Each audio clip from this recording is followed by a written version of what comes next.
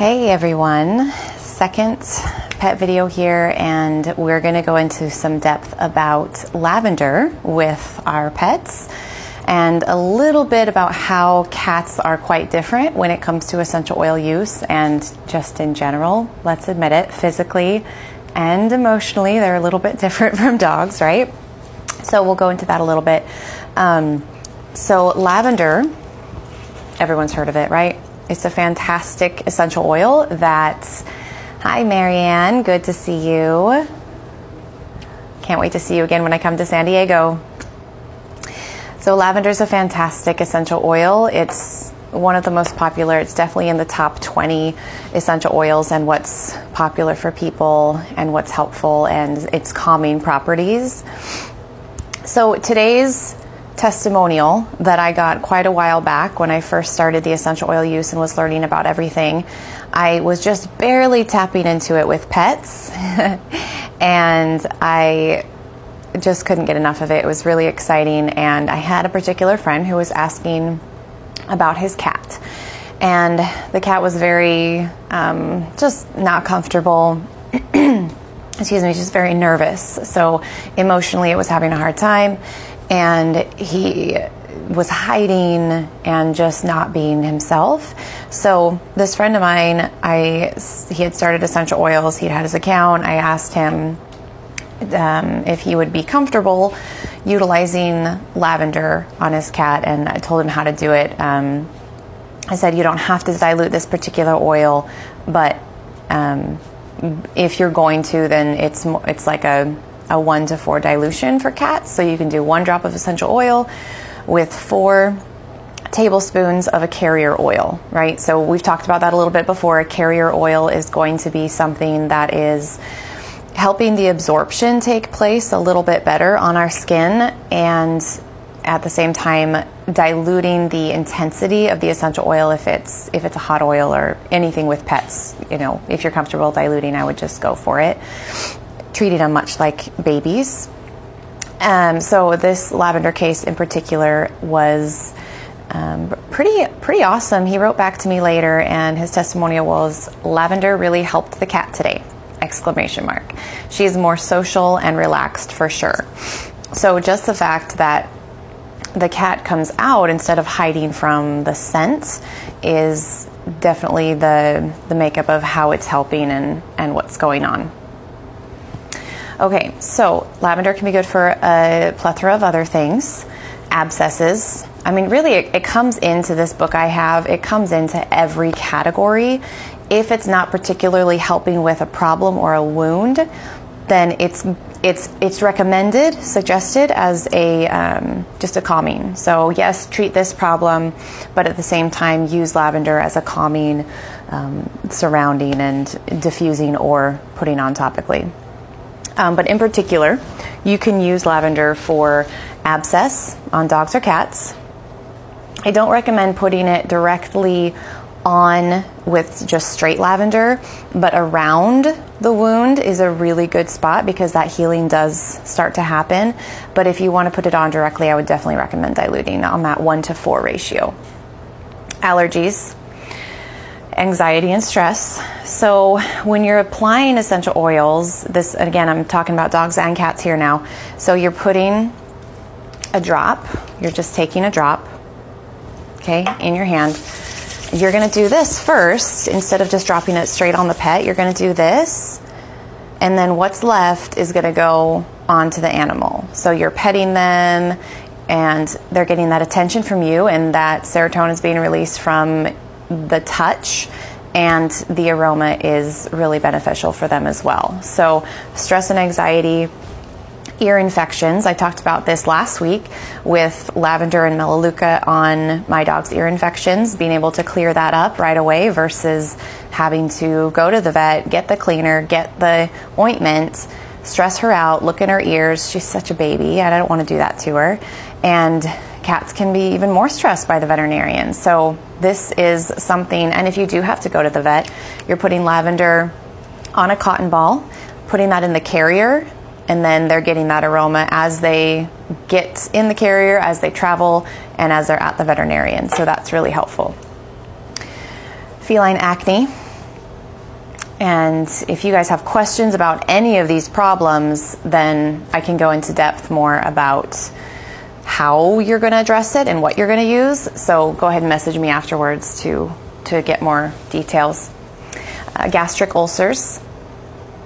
Behavioral litter box use. So something you can try if it's not a health issue or you don't know if it's a medical health issue, why your cat is urinating outside of the litter box, you can try it for behavioral litter box. So maybe you're putting Lavender in the litter box, or you're doing that rub down with them to calm them and de-stress them to therefore go where they're supposed to go.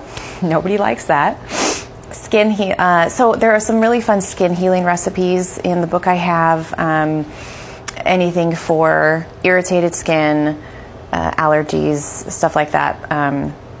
And calming recipes. So there's a lot of fun stuff in the book I have, and I want to share those with you. I'm probably going to post some of the recipes or maybe make them. I think I'll probably make some videos and make the recipes and share with you guys. So what is the deal with cats, right? It's a little strange. They're just made up a little bit differently, and we need to be careful. There's definitely oils to avoid. So essential oils to avoid in cats: basil, bergamot, birch, cinnamon, clove, dill, fennel, grapefruit, lemon, and lime. I don't know if I agree with the lemon, but we can talk more about that later. Wintergreen for sure on both cats and dogs. Wintergreen is a no-go for pets. Tangerine, spearmint, rosemary, thyme, and oregano are considered hot oils, so that's why we want to mainly avoid them. And the controversial one is melaleuca, and which I believe in moderation is just fine with diluting, but you need to do what's comfortable for you. So if you've heard so much scary stuff about melaleuca, I definitely recommend going with your intuition, but just know that the scary situations have always involved way too much of something. So just so you know.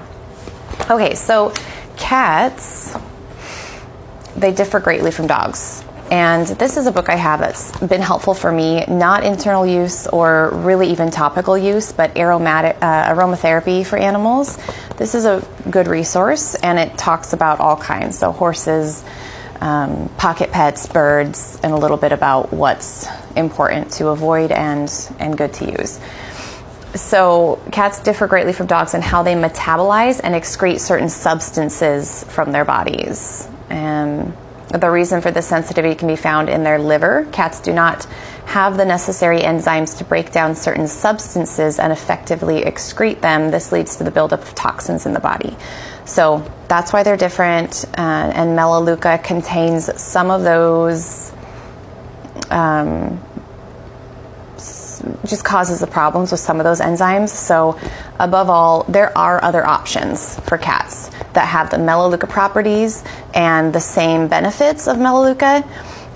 So in general, unless you're absolutely positive that you're comfortable with the quality of the essential oil and your cat, I would just go ahead and avoid that melaleuca, because you can have other options. Me personally, if my cat had an ear infection, I would be using melaleuca and lavender just like I do on my dog. But it's for such a short period of time, I'm not worried that there's going to be a problem, and I'm going to monitor her very closely. So that's kind of the deal with cats. And a little more in depth I wanted to go is cats are very sensitive to essential oils in general. So a good place to start is to begin diffusing, because they can always leave the room.